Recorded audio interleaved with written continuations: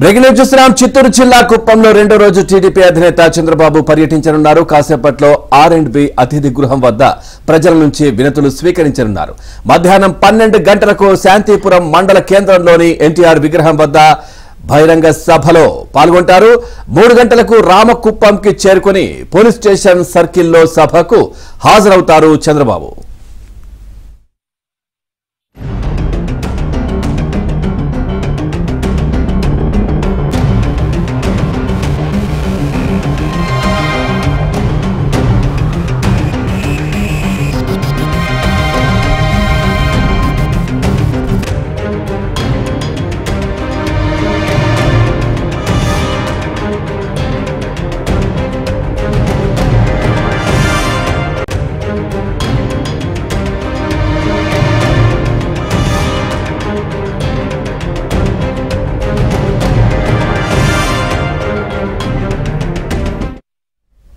సాయంత్రం 5 గంటలకు కుప్పం బైపాస్ రోడ్డులో జనసేన శ్రేణులతో భేటీ అవుతారు.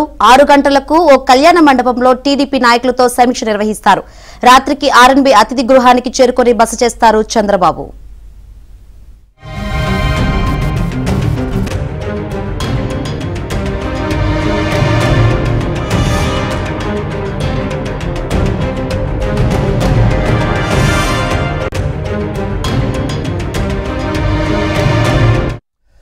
చిత్తూరు జిల్లా కుప్పంలో రెండో రోజు టీడీపీ అధినేత చంద్రబాబు పర్యటించనున్నారు. ఇక కాసేపట్లో R&B అతిథి గృహం వద్ద ప్రజల నుంచి వినతులు స్వీకరించనున్నారు. మధ్యాహ్నం 12 గంటలకు శాంతిపురం మండల కేంద్రంలోని ఎన్టీఆర్ విగ్రహం వద్ద బహిరంగ సభలో పాల్గొంటారు. 3 గంటలకు రామకుప్పంకి చేరుకొని పోలీస్ స్టేషన్ సర్కిల్లో సభకు హాజరవుతారు చంద్రబాబు.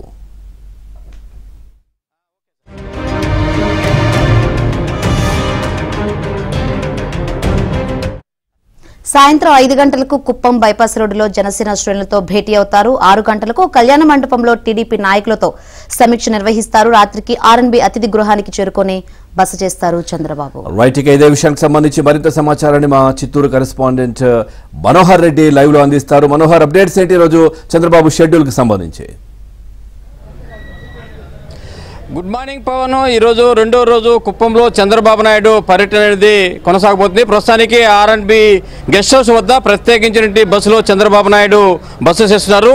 ఉదయం 9:30 గంటలకు ఆయన ఇక్కడ ఏదైతే స్థానిక ప్రాంతం నుంచి కావచ్చు లేదా వివిధ ప్రాంతాల నుంచి వచ్చినటువంటి ప్రజల నుంచి వచ్చేటువంటి వినతి పత్రాలు స్వీకరించిన తర్వాత మధ్యాహ్నము 12 గంటలకు మండల కేంద్రం వంటి శాంతిపురంలో జరిగేటువంటి బహిరంగ సభలో పాల్గొనబోతున్నారు. అనంతరము రామకుప్పం మండలంలో జరిగేటువంటి బహిరంగ సభకు 3 గంటలకు వెళ్ళి అక్కడ బహిరంగ సభ ముగించుకుని ఆ తర్వాత కుప్పం చేరుకుని కుప్పంలోని MM ఫంక్షన్ హాల్లో కావచ్చు, అదేవిధంగా BCN కళ్యాణ మండపంలో కావచ్చు, ఈ 2 ప్రాంతాల్లో కూడా జనసేన నాయకులతో ఇంటరాక్షన్ అవుతారు. అదేవిధంగా టీడీపీ నాయకులతో ప్రత్యేకించి సమావేశాలు సమీక్షలు నిర్వహించబోతున్నారు. అయితే కుప్పంలో చంద్రబాబు నాయుడు 3 రోజుల పర్యటనకు సంబంధించి గతంలో 35 సంవత్సరాల ఆయన చరిత్రలో ఇప్పటి వరకు కూడా ఈ పర్యటనలో ప్రజల నుంచి వస్తున్నటువంటి అనూహ్య స్పందన కావచ్చు, అదేవిధంగా మహిళల నుంచి వస్తున్నటువంటి మంగళ హారతులు కావచ్చు, టీడీపీ శ్రేణుల నుంచి పలుకుతున్నటువంటి ఘన స్వాగతాలు కావచ్చు, ఎప్పుడు కూడా చరిత్రలో ఆయనకు చోటు చేసుకునే పరిస్థితులు మనము నిన్న జరిగినటువంటి పర్యటన చూస్తే మనకు స్పష్టంగా అర్థమవుతుంది. ఎందుకంటే చంద్రబాబు నాయుడు అక్రమంగా అరెస్ట్ అయ్యి జైలుకి వెళ్ళి తిరిగి వచ్చినటువంటి నేపథ్యంలో మొట్టమొదటిసారిగా కుప్పం నియోజకవర్గంలోకి పర్యటించినటువంటి చంద్రబాబు నాయుడుకు అపూర్వమైనటువంటి ఘన స్వాగతాలు పలిగినటువంటి పరిస్థితి గతంలో ఎన్నడూ లేని విధంగా క్రౌడ్ కూడా అంత విపరీతంగా పెరిగింది. అదే నేపథ్యంలో పోలీసు బలగాలు కూడా భారీగా మోహరించి చంద్రబాబు నాయుడు పర్యటనకు ఈ కనివెనిగిన రీతిలో ఒక పక్క ప్రజలు కావచ్చు, నాయకులు కావచ్చు, మరోపక్క పోలీసు బందోబస్తు కావచ్చు, ఈ పరిణామాలన్నీ కూడా చూస్తుంటే భవిష్యత్తులో రాబోయేటువంటి ఎన్నికల్లో ఖచ్చితంగా చంద్రబాబు నాయుడు సీఎం అవుతారనే ఒక సంకేతాలు అయితే ఇక్కడ